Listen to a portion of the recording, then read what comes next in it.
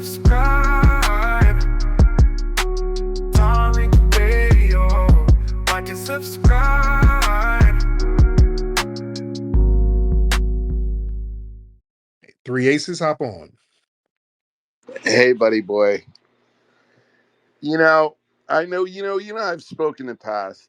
And, I'm the guy with the black wife and lived in, Africa, South America as a minority, for the past 20 years. And I got to say, bro, I'm white boy, white boy, white boy all day long so you are very, very, very good. Okay. I mean, you may be one of the smartest guys out there. You're just so accurate in the way you talk about it and everything. But here's the only thing I would push back on a little bit. What is being called racist in every single way, and I'm not disputing anything you're saying, by the way, but there is a sense. It's some of it is classism. It's not all racism, because you see it, like here I'm in Guyana now, right? In Africa, it was all tribal and stuff, right? That's, it's it's not all racism. There is an element to a lot of this stuff, I think, that is like a classism. Give me an example. Because well, like here in Guyana, I'm in Guyana now, right? So in South America, next to Venezuela, half the country is black, and the other half of the country is Indian. And, it's not a racist tension, but hey, man, is it a class tension in turn? Like, the Indians are in control of the government, all their friends get the contracts, the black guys this, but, all of that shit going on. Whereas if it was white, black, you would immediately say, boom, racism. But when you don't have the white, black thing going on, and you do have, whether it be in Africa where I lived for 12 years, the different tribes are brutal towards each other, or and even in India where, like, if you're a Patel, you're all working in the kitchen kind of thing. It's just what family you're born into and what caste. So I mean, you're just so good. But let's unpack what you You're just said. so Hold on, let's smart. unpack Yeah. that. Or let's unpack that. Yeah. Go Okay, ahead. because Sorry. so Go you're ahead. down there in Yeah. Guyana. It was the Dutch who was down there stomping first. The Dutch went down there. Yep. And the European powers, they were tag teaming down there. The British, they started stomping and stepping on the folks up until like the late 60s. And the French, they were kicking a little ass up in there. So, they got their independence, and they still let white supremacists like Jim Jones set up shop down there. Come on, you don't tell me about no damn racism. Come on now, because I know the history.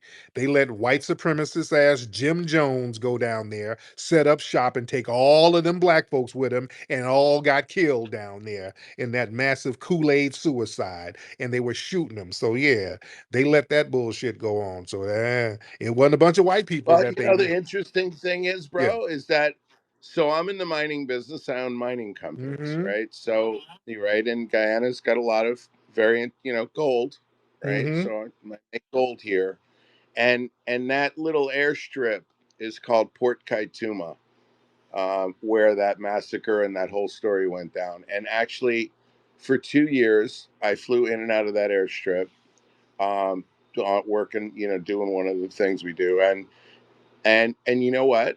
What's left of his legacy there, everybody loved him.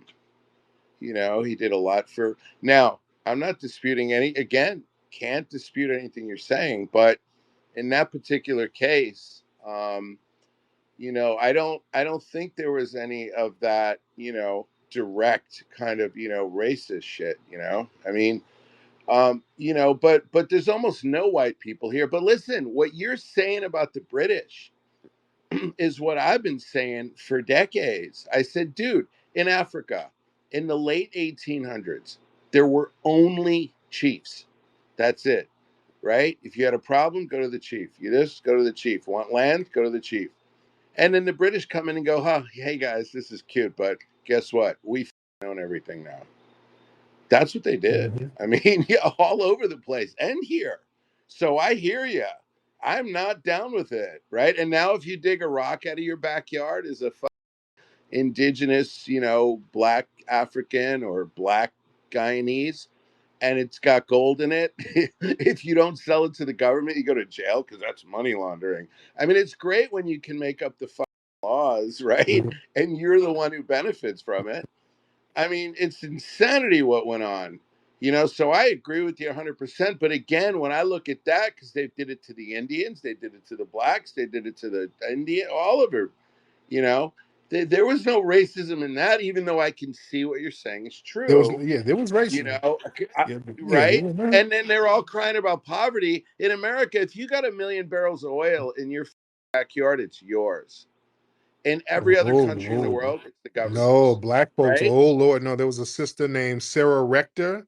She had some oil when she was in Oklahoma. There was oil in her backyard. She became rich overnight, and the white supremacists, Yep. they started saying, "Oops, she needed conservatorship.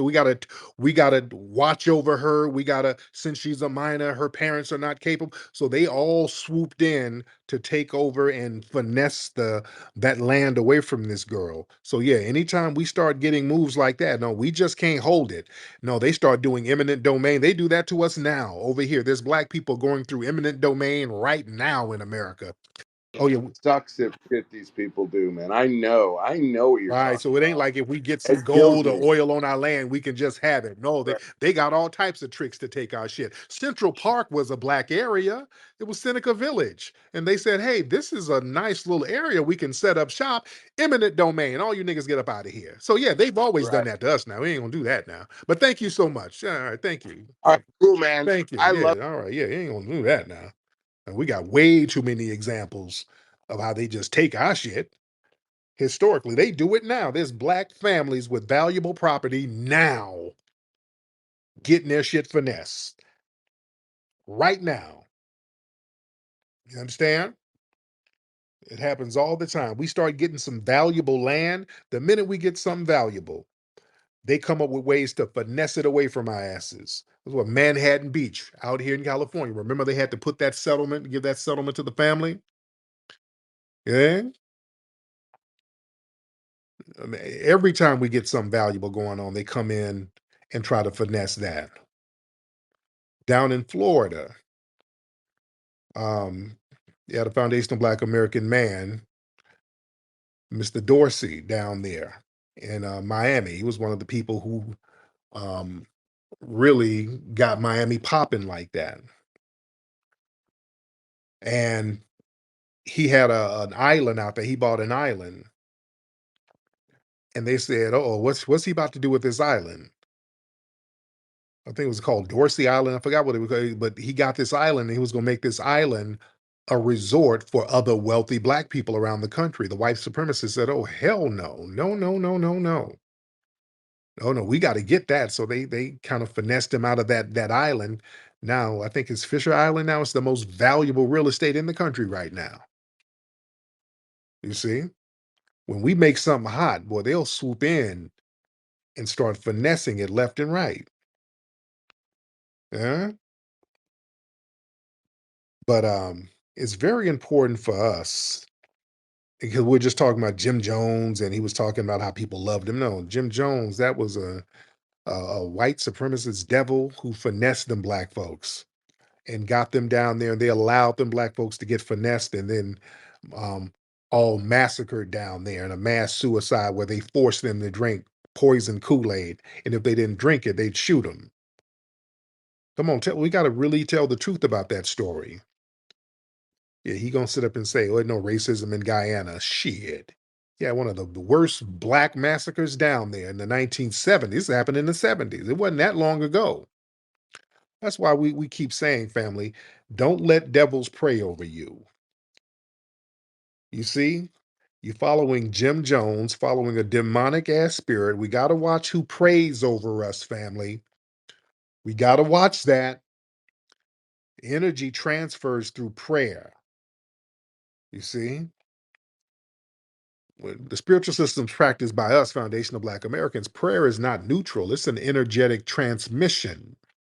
So anybody with bad intentions or anti-Black thoughts, they pray over you. They're not offering protection. A lot of times they're casting a spiritual trap over your ass. We're going to be real about this thing. And also, you let these demonic ass white supremacists pray. And we got to rebuke this shit. Who are they praying to? We don't serve the same damn God. We don't serve the same God at all. So who are you praying to? Their idea of God is rooted in something else. These people would leave church and go lynch people. I don't know what God you're practicing to. Yeah. No, you let somebody like that, you let some demon pray over your ass, you open yourself up to their deity, which might be oppressive in nature. Yeah, the same people, come on, these are the same people who enslaved us. They gonna pray over us? No. A lot of the enslavers, they would pray over your ass while they were whipping you and raping you and lynching you. You know? They pray to something else.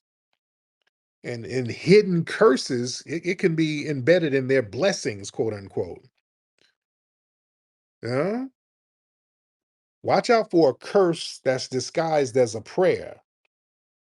If somebody says, I'm praying for you, but they harbor like some kind of jealousy, hatred, racism, that can be a damn hex on your ass. You see, our spiritual power, we can't let it be contaminated. This is why y'all hear me talk about Majara. Yeah, we have something different. This is why I specify the uniqueness of our spiritual system. It's different. We have a real pure spiritual system rooted in benevolence. Nobody has helped more people than foundational Black Americans from a pure standpoint. See, we have and I don't want to get too deep, but I'm going to get deep.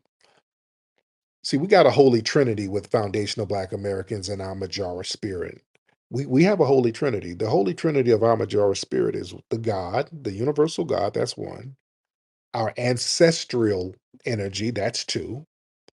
And then our spirit of benevolence. That's the thing that really codifies our Majara spirit. Foundational Black Americans, we are the most benevolent people on the planet, meaning we've helped so many people and not gotten anything in return. We've been so giving. Now we're saying, hey, we have to be compensated, but we've done so much and we've been so selfless. We've given so much to the world. We've given so much to certain entities and certain groups. We're always sharing. We're always welcoming people into our community. We're always inviting people to the barbecue. We're always freeing people. We ignore a lot of our own needs and stomp for everybody else. We sacrifice for everybody damn else. So there's a certain level of benevolence that's so unique with foundational Black Americans, which is a gift and a curse. It's a good thing when we just don't allow ourselves to be exploited. See, there has to be balance. It's okay to have that spirit of benevolence. That shows the human beingness of foundational Black Americans, but I don't want to give it to no people like no Myron Haynes, people like that. I don't want to do that at all.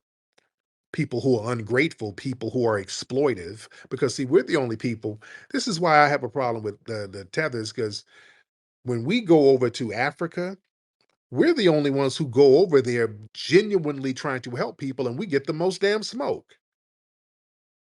That's the thing that kills me. Other people go over there and exploit the shit out of these people. They're smiling in your face, and by the end of the day, they own all your land, all your resources. We're not even going over there with that shit. We go over there genuinely trying to help people, and they come over here with someone. We got to stay away from you niggas.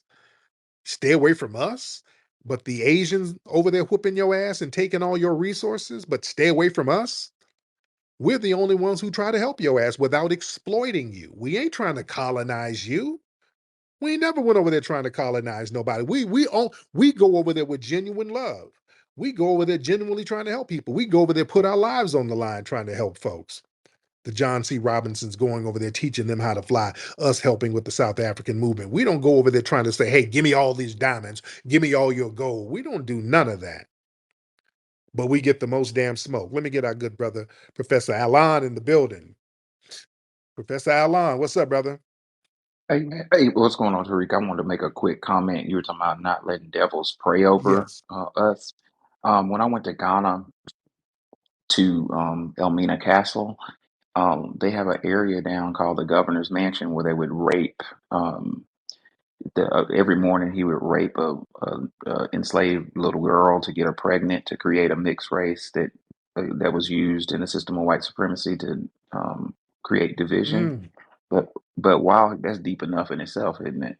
But while they were raping these children, they would hold church right above it. wow. So who were they praying to? Mm, Yeah, I'm from Birmingham, and my mother and auntie were into hoodoo, and I know the spiritual system. So, yeah, we need to chop it up about that sometimes. I've used it oh before, yeah. and it worked. Yes, But indeed. yeah, all right, My brother. man, I appreciate you. But yeah, we're Peace gonna have out. to get serious about that thing about not letting these folks pray over us or around us. We're gonna have to get real serious about that and rebuke that shit. You see, prayer is a form of mental programming. Prayer is just not spiritual, it's a spoken intention. That can influence your mind, it influences your decisions and your spirit. If an anti-black person prays over you, they're possibly trying to shape your thinking into being docile, forgiving, or weak in the face of their oppression. You notice because like when the other day I had a white supremacist I was debating and I was lighting his ass up. And then he tried to be deceptive. Well, I just want to give a prayer. Father God, I just want all of us to love each other. No. Because you're being deceptive. Remember, they started colonizing Africa with what? Bibles first. They didn't go in there with guns. They went in there with Bibles first. They sent the missionaries in there. Once they got everybody docile with the missionaries, then they brought in the military. You see, they colonized with Bibles first. And there's nothing wrong with Christianity and nothing like that if it's interpreted the right way. The way foundational Black Americans, our grandmothers and the way they practiced it in a pure form because they practiced it with the Majora spirit rooting it. You understand? When we are adding our Majara spirit into something, it gives it real life. It's being practiced in a pure form, just like even with Islam. When people like Elijah Muhammad practice Islam from the spirit of Majara, from his foundational Black American lineage spirit, it's being practiced in a pure form, not in a oppressive form like the Middle Eastern Muslims and Arabs who go in trying to colonize places. You understand what I'm saying? So when we practice something, it's coming from a genuine place, you see. And we understand words have power, so does the mouth that speaks those words. And in many ancestral societies, family, the mouth is a portal. Whoever speaks over your life, they're basically accessing your destiny. That's why you got to watch the people who are around you. You got to watch what's being said. A wicked person's mouth is not a sacred vessel, it's a contaminated channel that shouldn't touch your spiritual path. That's why you got to watch what you listen to. You got to watch frequencies. That's why the white supremacists do things with music. They try to control our music so that we're hearing just one frequency. You see. So we got to understand how our spiritual lineage matters. See, that's why I always talk about our Majara spirit, our ancestral system. Um, Only people connected to our bloodline or our energy line should guide our spiritual journey. See, letting somebody outside of our spiritual lineage um, pray over us, that's like you're plugging into the wrong damn frequency.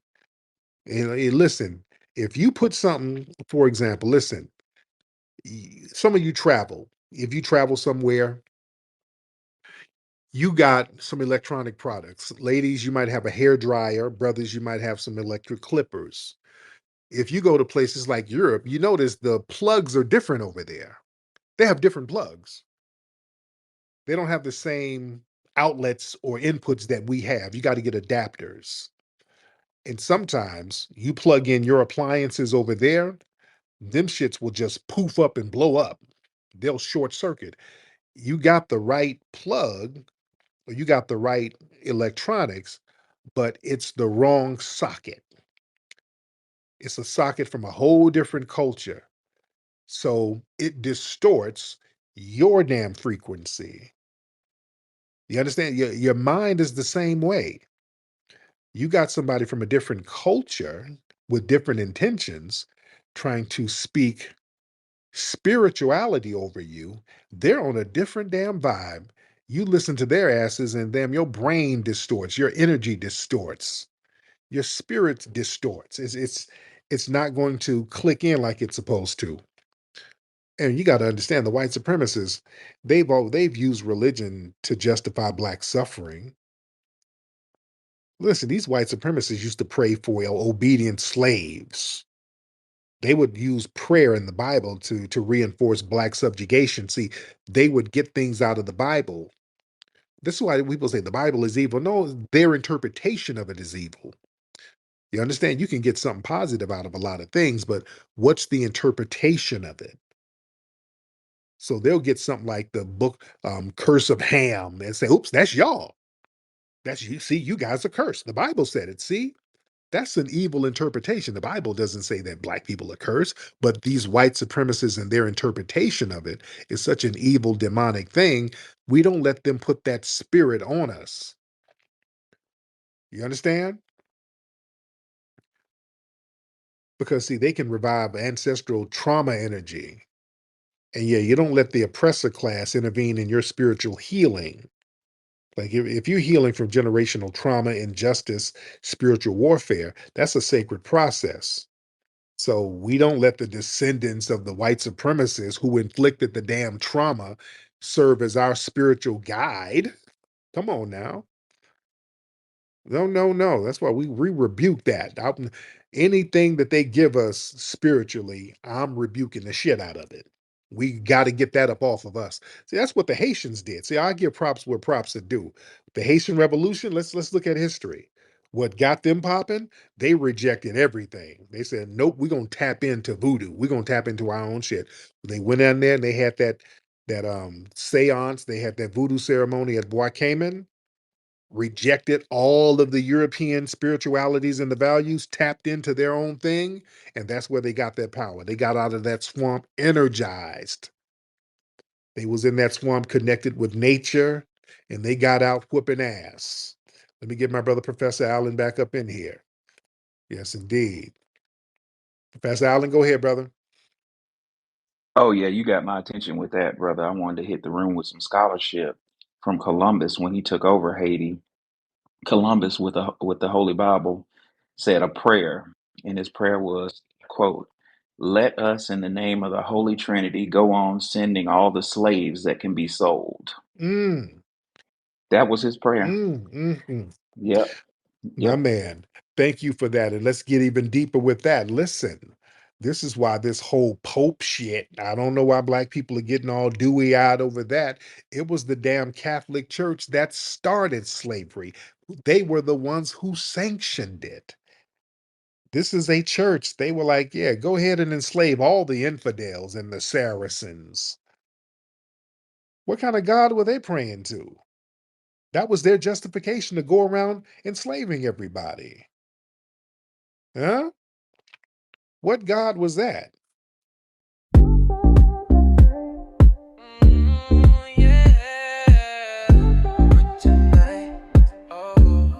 Rule work tonight. Rule work tonight. Rule work tonight.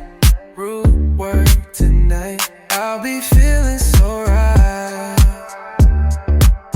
I got that root work tonight. Feeling fresh from the morning light. Root work hit me, I'm set for the night. Look good, smell right. Yeah, I'm that type. I gotta let the world know I got that root work tonight. Root work tonight. Yeah, root work tonight. I'll be feeling so right. I got that